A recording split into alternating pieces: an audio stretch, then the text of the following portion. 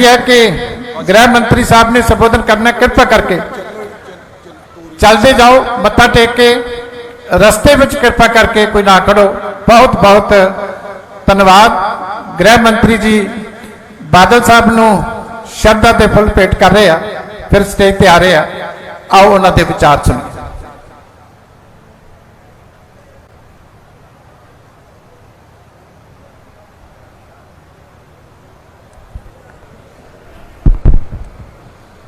वाहेगुरु जी का खालसा, वाहेगुरु जी की फतेह। आज सम्माननीय बादल साहब की अंतिम अरदास में मैं संगत के सामने उपस्थित हुआ हूं, तब बादल साहब हमारे बीच में न रहने से केवल पंजाब नहीं, समग्र देश की राजनीति और सामाजिक नेतृत्व के क्षेत्र को कभी भी जिसकी पूर्ति न हो ऐसी क्षति हुई। ये गड्ढा जो बादल साहब के जाने से शून्यता जो पैदा हुई है, मैं देख रहा हूं लंबे अरसे तक इसको भर पाना सबके लिए बड़ी मुश्किल होगी। बादल साहब के जाने से सिख पंथ ने अपना एक सच्चा सिपाही खोया है, देश ने एक देशभक्त खोया है, किसानों ने अपना सच्चा हमदर्द खोया है, और ढेर सारे राजनीतिक जीवन के उच्च मानांकों को सिद्ध करने वाले महापुरुष को खोया है। इतना लंबा सार्वजनिक जीवन, 70 साल का सार्वजनिक जीवन के बाद व्यक्ति चला जाए और पीछे कोई भी दुश्मन न हो, ऐसा अजात शत्रु जैसा जीवन बादल साहब के बिना कोई नहीं जी सकता। ये मेरे मन से मैं मानता हूं। मैं अनेक बार बादल साहब को मिला हूं, जब भी मिला कुछ सीख पाकर गया, जब भी मिला चेतना प्राप्त कर गया।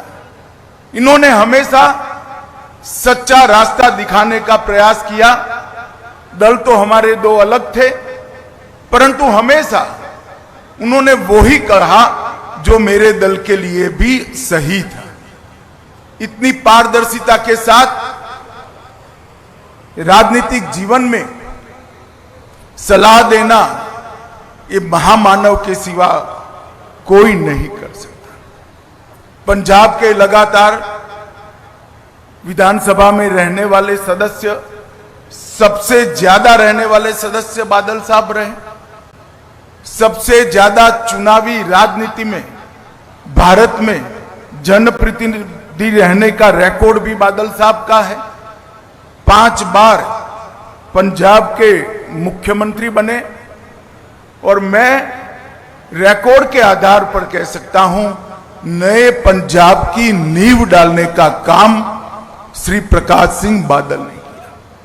सरदार प्रकाश सिंह बादल के जाने के साथ ही भाईचारे का सरदार चला गया। पूरा जीवन हिंदू सिख एकता के लिए पूरा जीवन उन्होंने समर्पित किया। राजनीति में कई विरोध झेलने के बावजूद सबको एकजुट रखने के लिए बादल साहब हमेशा प्रयासशील रहे। अभी सरदार सुखबीर जी बता रहे थे, बादल गांव में मंदिर भी बादल साहब का बनाया हुआ है, मस्जिद भी बादल साहब की बनाई हुई है, और गुरुद्वारा भी बादल साहब का बनाया हुआ है। साच अर्थ में ऐसे व्यक्ति को दिया लेकर भी ढूंढेंगे तो देश के राजनीतिक जीवन में, सामाजिक जीवन में कभी भी नहीं मिल पाएगा। 1970 से लेकर आज तक जब भी देश के लिए खड़ा होने का मौका आया, बादल साहब ने कभी पीठ नहीं दिखाई। सार्वजनिक जीवन में सबसे लंबा समय जेल के अंदर रहकर सिद्धांतों के लिए, पंथ के लिए संघर्ष करने वाला कोई व्यक्ति था तो सरदार प्रकाश सिंह बादल थे। इमरजेंसी की बात हो, मैं तो बहुत छोटा बच्चा था, मगर मेरे पार्टी के बड़ों से मैंने सुना अकाल प्रकाश सिंह बादल अकाली दल में चट्टान की तरह इमरजेंसी के खिलाफ खड़े रहे, लोकतंत्र की रक्षा के लिए। कारगिल युद्ध हो, कोई भी लड़ाई हो या आतंकवाद की परछाई हो, हर जगह पे बादल साहब ने आसमान जितने ऊंचे व्यक्तित्व को ढाल की तरह देश के हितों के साथ खड़ा पाया।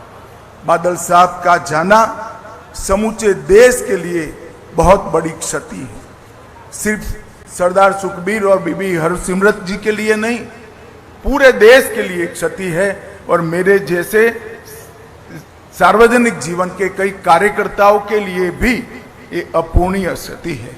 आज दसम गुरु के चरणों में मैं यही प्रार्थना करना चाहता हूं कि बादल साहब के जीवन से हम सब प्रेरणा लें और उन्होंने जिस रास्ते पे चलने की सीख दी थी, उस रास्ते पर चलने की वाहेगुरु हम सबको शक्ति दे। भाई सुखबीर बादल और बीबी हरसिमरत बहन को मैं इस अपूर्णीय स्थिति के लिए मनपूर्वक दुख व्यक्त करता हूं और बादल साहब के सारे अनुयायियों के लिए भी मेरे मन में जो भाव है इसको व्यक्त करने के लिए मैं आया हूं। अंत में बादल साहब को मेरी ओर से, मेरी पार्टी की ओर से और समग्र देश की ओर से, भारत सरकार की ओर से श्रद्धांजलि देकर मेरी बात को समाप्त करता हूं। वाहे गुरु जी का खालसा, वाहे गुरु जी की फतेह।